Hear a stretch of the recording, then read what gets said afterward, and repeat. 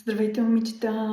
Може би бегло ме познавате от нашите обучения, курсове по личностно развитие и лични консултации, но все пак мога да ви се представя в по-дълбока светлина. Тук съм, за да помагам на жените да изградат техния мечтан, реализиран живот. И какво означава това? Те да са успешни във всяка сфера на техния живот. И това, разбира се, е абсолютно възможно.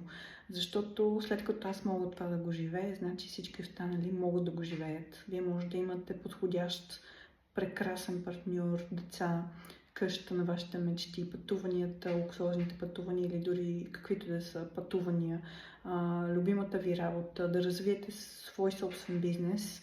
И тук аз подкрепям хората да постигнат това, което аз сама чрез моите методи, обучения, топ университети тук по света, най-вече в Англия, и топ ментори в България, на мен са ми помогнали.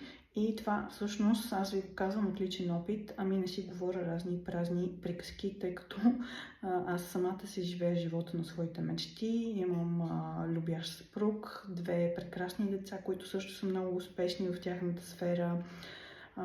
Имам си кученце, това е много важно за мен, също част от семейството. Работила съм в топ компании в моята индустрия, която е с пътуванията за тези, които ме познават. Също развивам свой туристически бизнес, освен този за консултиране. Имам друг бизнес с бижута, така че мога да ви консултирам по реализация и по абсолютно всички въпроси, по които вие искате личностно да израснете. Просто не ви го казвам, за да ви се хваля аз какво съм постигнала, ами за да ви мотивирам и за да ви помогна вие да живеете вашия щастлив, реализиран живот, тъй като в крайна сметка аз наистина се гордея с това, което постигам. Всяка година всичко, което си положа като цел, аз си го реализирам и просто си се наслаждавам на него. Ето, миналата година бях в 7 държави по света, в Бали, Сингапур, Малазия, бях в Испания, в Дубай, Занзибар, вече ги забравих, и в Египет бях.